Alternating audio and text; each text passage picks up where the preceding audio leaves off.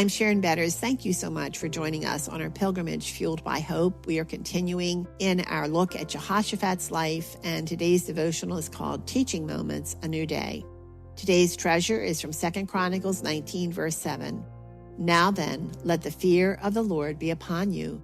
Be careful what you do, for there is no injustice with the Lord our God, or partiality, or taking bribes. Jehoshaphat owns his sinful choices and reacts to Jehu's rebuke with humility and repentance. Remember how he started out his reign by sending priests into all the towns to teach the law of God? After seeing the results of his unholy alliance with evil King Ahab, Jehoshaphat takes stock of the spiritual condition of not only himself, but also of his people. He takes practical steps to get the country back to the worship of God with genuine love and commitment, as we read in 2 Chronicles 19, verses 4 through 7.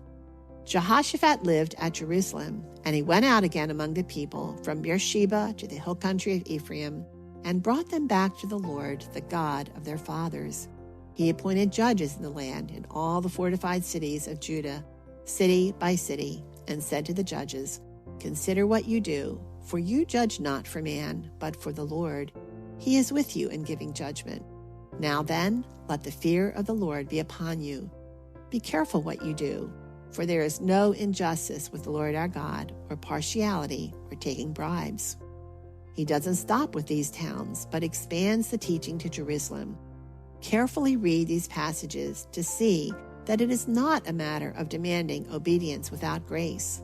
The king wants the people to walk in obedience, but he wants their obedience to be driven by a personal relationship to God. Listen to 2 Chronicles 19, verses 8 through 11, and hear Jehoshaphat's heart. Moreover, in Jerusalem, Jehoshaphat appointed certain Levites and priests and heads of families of Israel to give judgment for the Lord and to decide disputed cases. They had their seat at Jerusalem, and Jehoshaphat charged them, "Thus you shall do in the fear of the Lord, in faithfulness, and with your whole heart. Whenever a case comes to you from your brothers who live in their cities concerning bloodshed, law or commandment, statutes or rules, then you shall warn them, that they may not incur guilt before the Lord, and wrath may not come upon you and your brothers. Thus you shall do, and you will not incur guilt. And behold, Amariah the chief priest is over you in all matters of the Lord, and Zebadiah the son of Ishmael, the governor of the house of Judah, in all the king's matters, and the Levites will serve you as officers. Deal courageously, and may the Lord be with the upright." Unbeknownst to Jehoshaphat, these actions built a strong foundation that would help prepare his country for the fight of their lives. God turned the disastrous alliance with the evil King Ahab into a teaching moment for Jehoshaphat and the people of Judah. Jehoshaphat did not know what was around the corner, but God knew. Note the restructuring of spiritual leadership Jehoshaphat puts into place throughout the land. The leadership is key to preparing the people for one of the most terrifying seasons of their lives. Jehoshaphat's army numbered over 1 million fighting men. Most of these men did not know their king personally and had never even seen him. Yet, when he called on them to respond to a horde of enemies in a way that sounded foolish, they did it. The people were ready to listen because the priests and leaders did as Jehoshaphat instructed. They taught and ruled in the fear of the Lord, in faithfulness, and with their whole hearts.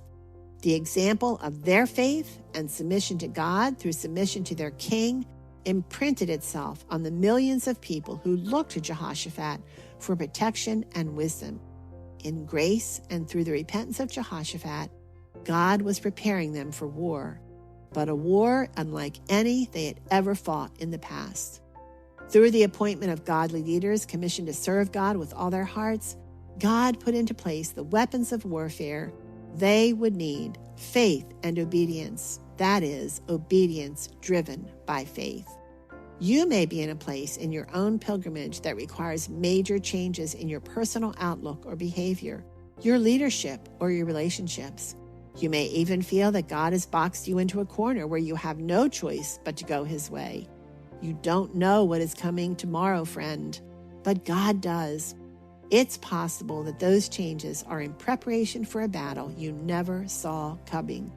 But after the victory, you will look back and see how God used your weaknesses to prepare you to fully depend on him.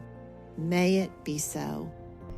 Friends, thanks so much for joining us for Daily Treasure. And I want to take a quick moment to remind you about our Help and Hope podcast that we release every Wednesday. And this week, we are introducing the topic of church hurt in a conversation with Megan Hill, who wrote the book Sighing on Sunday When Church Hurts. And I highly, highly recommend this book. I think we've all probably been there where something has happened in church that has hurt us. And I love the title, Sighing on Sunday. We continue to go, but when we sit in that pew or that chair, we take a deep sigh because we're just not exactly sure how we're going to maybe get through the service, or maybe why we're even there because of the walls we're building around ourselves so that we don't get hurt again.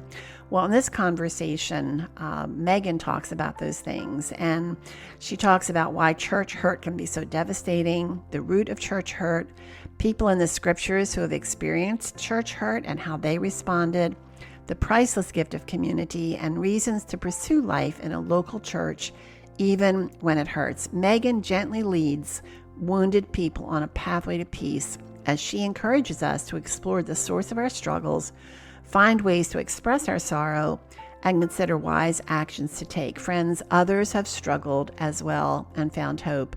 There's hope for you too.